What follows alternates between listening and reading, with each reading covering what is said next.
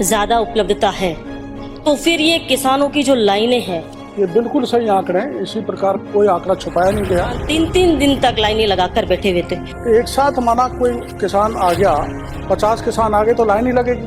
कि उपलब्ध तो अच्छा हो रहा है, लेकिन बीच में है कौन जो इस खाद को रोके हुए है? और कोई बीच में है ही नहीं।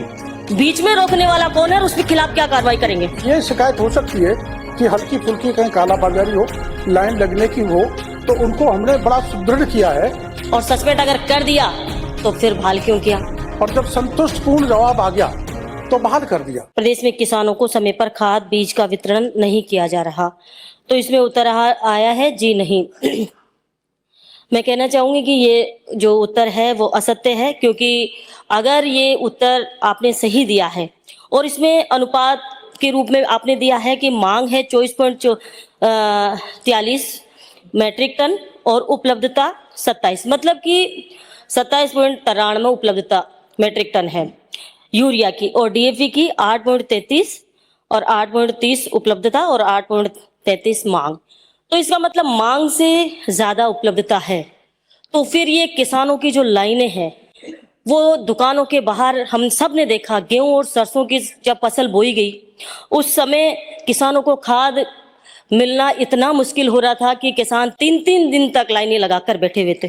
तो ये कारण क्या है कि आप जो आंकड़ा दे रहे हैं वो आंकड़ा तो बिल्कुल सही है कि उपलब्ध तो अच्छा हो रहा है, लेकिन बीच में है कौन जो इस खाद को रोके हुए है?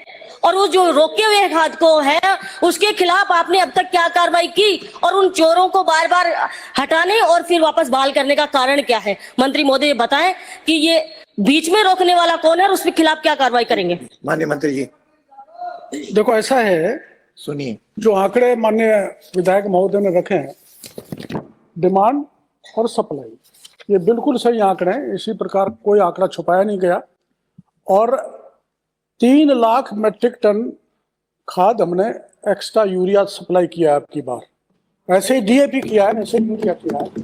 तो डिमांड है, डिमांड से ज्यादा, 2 मिनट, डिमांड तो आने दो, डिमांड से तो ज्यादा। और जो माननीय सदस्य ने कहा था कि लाइन लगी, तो एक साथ माना कोई किसान आ गया, 50 किसान आ गए तो लाइन ही लगेगी। तो उनको लाइन हमने उनमें रखा था, पर्ची देते थे खाद आने से एक दिन पहले। अरे श्रवण कुमार, माननीय आपका अनुमति नहीं है। माननीय हरिमोहन जी, अंकित नहीं, माननीय हरिमोहन जी, ये तरीका ठीक नहीं है। हरिमोहन जी, आपका उत्तर, पूरा प्रश्न का उत्तर ही नहीं आने दे रहे हो। मैं ये कह रहा हूं कि जो भी खाद डिस्ट्रीब्यूट किया है वो जितना आया, डिमांड हमने की भारत सरकार से, उससे भी ज्यादा आया और हम लोग इसको वितरण किया। हाँ, ये शिकायत हो सकती है कि हल्की फुल्की कहीं कालाबाजारी हो, लाइन लगने की हो, तो उनको हमने बड़ा सुदृढ़ किया है। किसी प्रकार की जो है अनियमितता खाद वितरण में नहीं हुई और कोई बीच में है ही नहीं। भारत सरकार भेजती है, हम वितरण की व्यवस्था करते हैं, और कंपनी जो है, जो पैनल्ड है, जो जिनको टेंडर मिले हुए हैं, वो कंपनी रैक से खाद को ले जाती है। तो बीच में कोई गड़बड़ घोटाले की संभावना ही नहीं। अगला पूरा आप नहीं, आप आ जाओ। माननीय हरिमोहन जी, मैं तीसरी बार, माननीय अध्यक्ष महोदय, आजा पूरा प्रश्न इनको पूछने दो। माननीय अध्यक्ष महोदय, माननीय मंत्री महोदय पूरा प्रश्न, जिसका आप प्रश्न लगा देना अगली बार। माननीय अध्यक्ष महोदय, मैं पूछना चाहूंगी माननीय मंत्री महोदय से कि मैं और मंत्री महोदय एक ही जिले से हैं और उस जिले में हमने अखबारों में भी देखा, वीडियो में भी देखा, लाइनें लगी हुई थी और माननीय मंत्री महोदय ने कई सारे जो डीलर हैं उनको सस्पेंड भी किया। लेकिन सस्पेंड अगर कहीं गड़बड़ी थी नहीं तो सस्पेंड क्यों किया? और सस्पेंड अगर कर दिया तो फिर बहाल क्यों किया? इसका जवाब थे।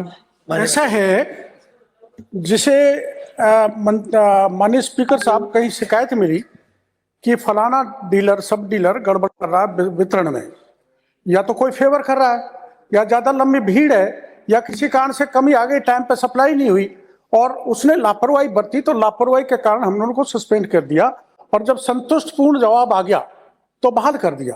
हमने मैं कहना चाहूंगा आपको, हमने इन लापरवाहियों को लेकर इतने मुकदमे दर्ज कराए हैं, इतनी जांचें की हैं, जो पिछले राज में कभी नहीं। मैं पिछले राज पे नहीं ले जाना चाहता, लेकिन क्वालिटी कंट्रोल को लेकर मैं आपको एक आंकड़ा रखना चाहूंगा। हमारा फर्टिलाइजर में पहली बार, पिछली सरकार के आंकड़े नहीं बताऊंगा, इनको पतंगे लगेंगे तो कहेंगे हमने कुछ नहीं किया। आपको FIR फर्टिलाइजर में 107 हुई है, अब तक इतनी कहीं नहीं हुई। सीड में एक भी इन्होंने नहीं कराई, हमने 5 कराई है। पेस्टिसाइड में 1 कराई है। निरीक्षण 11,938 निरीक्षण किए गए हम स्पीकर साहब पूरे राजस्थान में, और 605 को कारण बताओ नोटिस दिया है।